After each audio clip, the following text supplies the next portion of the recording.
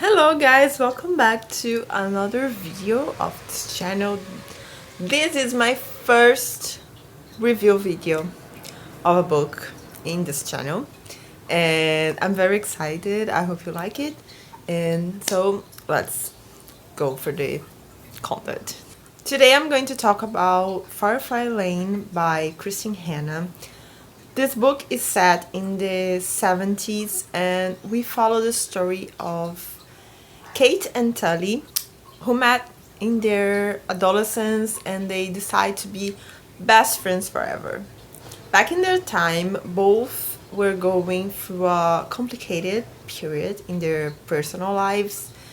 Basically, Kate didn't have any friends after all of her friends took different paths. Like, basically, they started to hang out and get involved with the troublemakers at the school. They start to drink, smoke, using drugs, etc. And she didn't want anything to do with that. So basically, Kate left this friendship, and but because she was known as the girl who walked with those people, she basically got excluded by the other students and nobody wants to be friends with her because of that, which, like, I think is a type of bullshit that only teenagers do. Because I mean, if she left the friendship, it means something, right? So it means that she's not equal. So she's a good girl and she deserves to have friends anyway. Teenagers. And but yeah, that was the end of the world for Kate in that moment. Like, she was completely devastated because she didn't have friends at the time. And on the other hand, Tully, I'm sorry, sometimes I speak as I do in Portuguese. So Tully grew up in a complicated family. She lived with her grandparents because her mother basically left to become a hippie and she never knew her father. This heavily impacted Tully's personality because she felt very abandoned by her mother, thinking there was something wrong with her, and she started to believe that all she needed to do was to be amazing and do good things so that when her mother reappeared, she could love Tully and stay with her.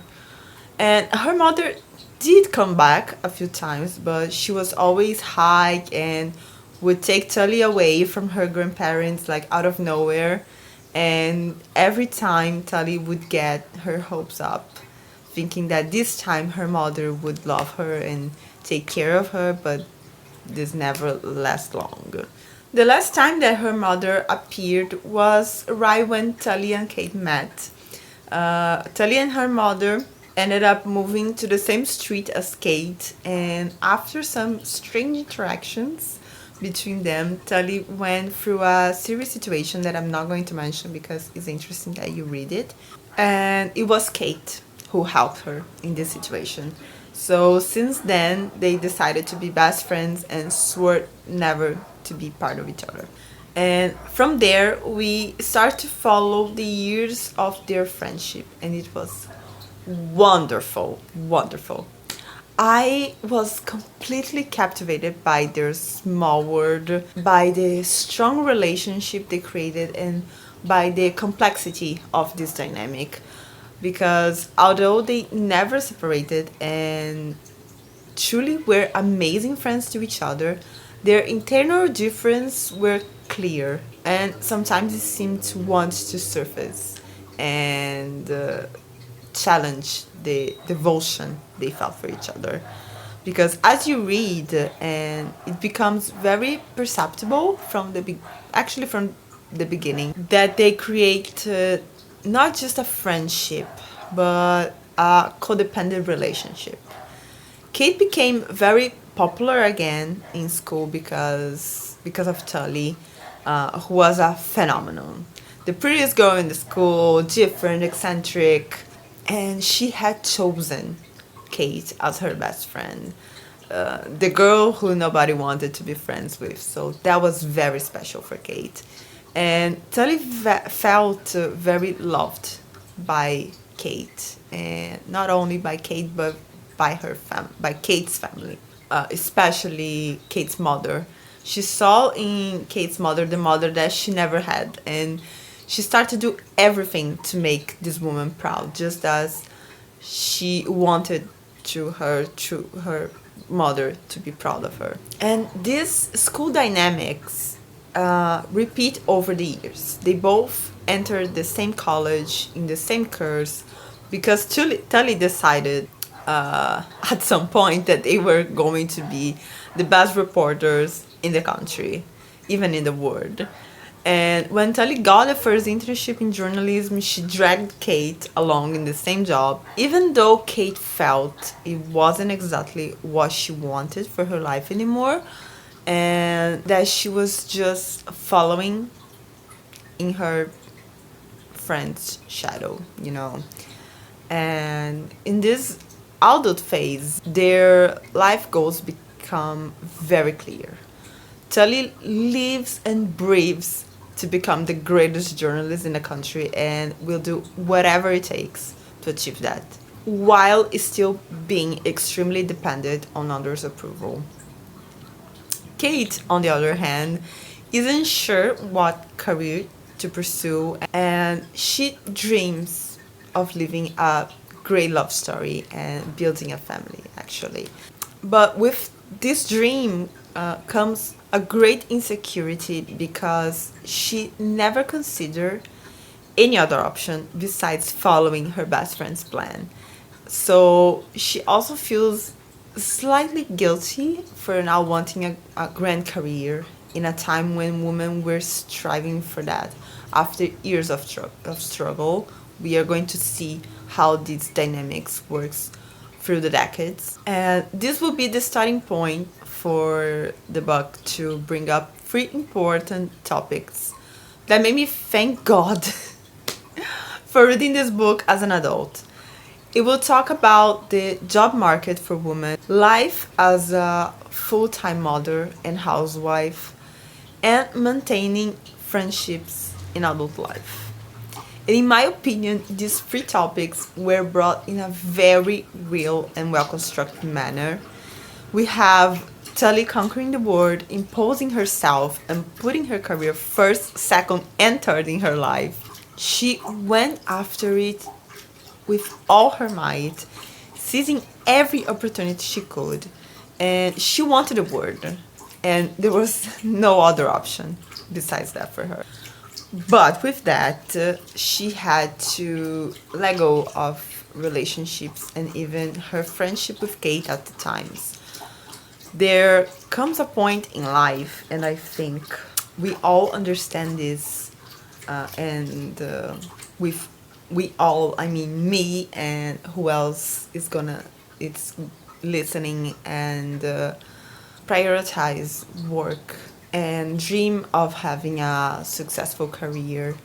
When we ask ourselves, even just for a second, if we should have made or should make different choices, if we are taking care and nurturing our relationships, whether it's with family or friendships or romantic relationships.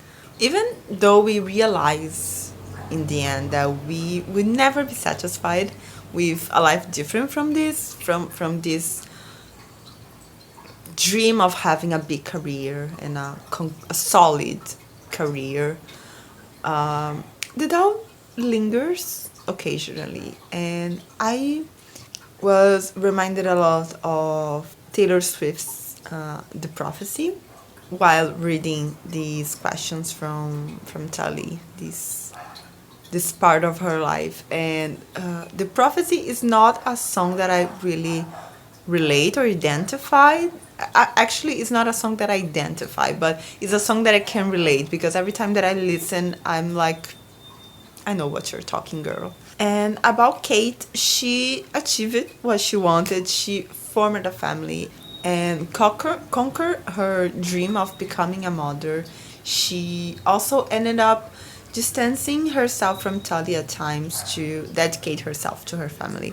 And I loved Kate's perspective in this part because the author managed to point out all sides of motherhood and life as a full time housewife, all the good and perfect moments, the opportunity to care and closely watch her daughter grow, the happiness of waiting for her husband to come home. But she also didn't spare the difficulties, the sleepless nights, the insecurities about her postpartum body, and raising her daughter, the overload of activities, and the fact that even though it was a dream, there comes a point when she also starts to questioning if she isn't missing out on things and if the role of mother and housewife really satisfies her. Amidst all of this, they both continue doing everything to keep the promise of a lifelong friendship, despite all the changes, not just in life, but also in personality and opinions as we grow. And well, this book was one of most perfect ones I have ever read in my life. Definitely a 5-star read. I favored, and it even made me cry, which I had done in years with a book. Their friendship is beautiful and made me miss my best friend immensely.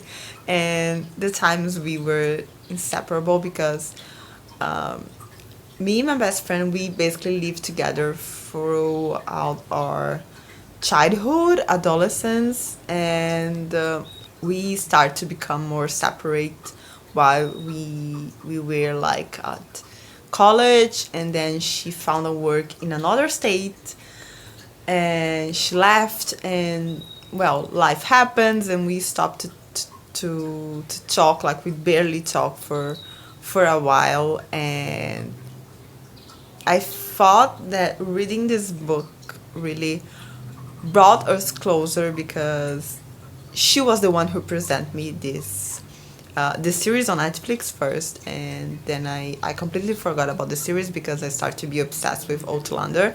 So now I read the book, and I contact her saying like I read this book and it was so us. I mean, the dynamic of their relationship was so us, and it made me miss you so much. And she was like, yes, I felt that too. And then we started to talk, and like we didn't talk in years, and it was so good.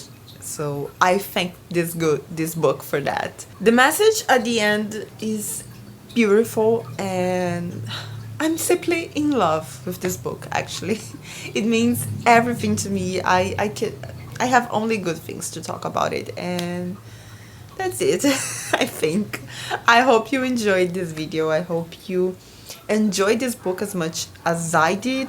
If you did, please leave a comment down below so we can chat about it. And if you haven't read yet, please go read it. And then come here and talk to me because this book is amazing. This book is amazing, and yeah. Please leave a thumbs up if you like this video and subscribe in my channel if you aren't yet. And we see again in another video. Bye bye!